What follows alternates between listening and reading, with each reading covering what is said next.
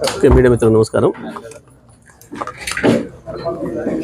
సరే, కొండా సురేఖ గారి మాటలు గత వారం రోజులుగా చూస్తూ ఉన్నాం. వారి మానసిక స్థితి విషయంలో అనుమానం వచ్చే విధంగా ఉన్నాయి ఆ మాటలన్నీ కూడా. ఒక మంత్రిగా అటువంటి మాటలు మాట్లాడతారు అని చెప్పి ఎవరు కూడా ఊహించారు. బహుశా అయితే ఆమెకు మంత్రి స్థాయి లేకుండా పెద్ద పదవి వచ్చిందని అనుకోవాలి, లేదా ఆమె మానసిక స్థాయి విషయంలో వాళ్ళ కుటుంబ సభ్యులు ఒకసారి ఆలోచన చేసుకోవాలి.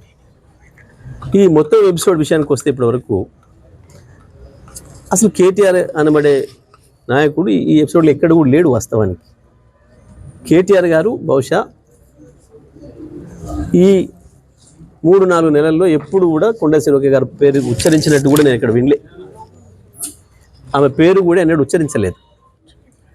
దాంట్లో మీరు వారి మీద ఎందుకు మాట్లాడుతుందో ఆమె చాలా ఆశ్చర్యంగా ఉంది. ఇది ప్రజలకు ఆశ్చర్యంగా ఉంది. సోషల్ మీడియాలో ఏదో ఆకతాయిలు ఏదో పోస్ట్ పెట్టినరు అని అంటే, సోషల్ మీడియాలో ఆకతాయిలు పోస్ట్ పెట్టడం అనేది మనం సోషల్ మీడియా యాక్టివ్ అయిన తర్వాత గత 10-12 సంవత్సరాలుగా చూస్తూనే ఉన్నాం.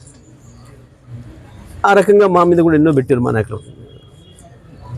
కొన్నిటి మీద చర్యలు తీసుకోగలిగిన కాడ తీసుకున్నారు, లేదు తీసుకోలేని కాడ తీసుకోలేదు. అయినా మాకు అక్కర లేకపోయినప్పటికీ కూడా మా హరీష్ రావు గారు స్పందించిండు, సరే ఎందుకు కాదు అని చెప్పి అయిపోయింది మా పార్టీ నుంచి.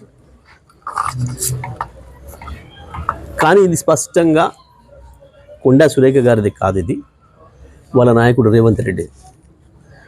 ఎందుకంటే ఇటువంటి భాష వాడటం, ఈ రకంగా కుటుంబాన్ని నాశనం చేయడం అనే దుర్మార్గమైన పని తెలంగాణలో గతంలో ఎప్పుడూ లేదు. కేవలం రేవంత్ రెడ్డి పిసిసి అధ్యక్షుడు అయిన తర్వాత మాత్రమే ప్రారంభమైంది.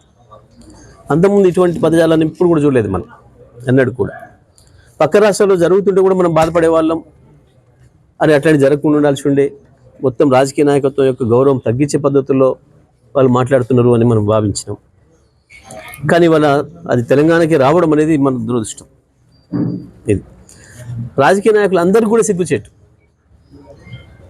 ఇది ఒక్క అన్న వాళ్ళకే కాదు, ఎందుకంటే తెలంగాణలో కూడా ఇదే సంస్కృతి వచ్చింది అని చెప్పి మిగతా రాష్ట్రాల ప్రజలు భావించే పరిస్థితి వచ్చింది.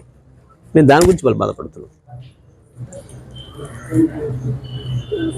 వాస్తవానికి ఈ ఆమె గురించి మాట్లాడడం అయితే అనవసరం అనే భావన ఉంది నాకైతే. ఆమె ఇంకేదో పిచ్చి మాట మాట్లాడింది నిన్న రెచ్చిపోయి. ఇంకా ఏంది అసలు ఇది అంత కారణం? రేవంత్ రెడ్డి స్పష్టంగా హామీల విషయంలో విఫలం చెందిండు. దాంట్లో నుంచి ప్రజల్ని పక్కదారి పట్టించడం కొరకు రకరకాల డైవర్షన్ పార్టీ